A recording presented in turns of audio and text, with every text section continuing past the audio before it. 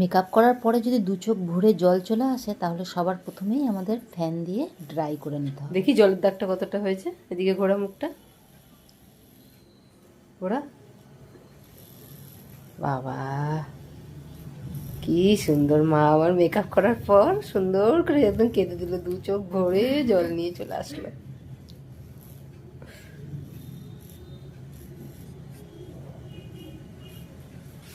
শুকিয়েছে তোর মুখটা?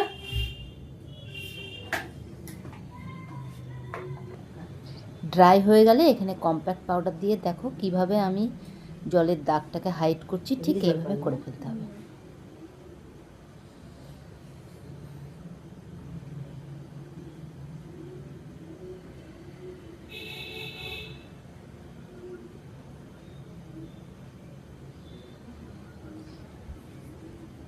যদি খুব পাউডারি হয়ে যায় ফেসটা তাহলে একটু সেটিং স্প্রে দিয়ে দিলেই আমাদের আগের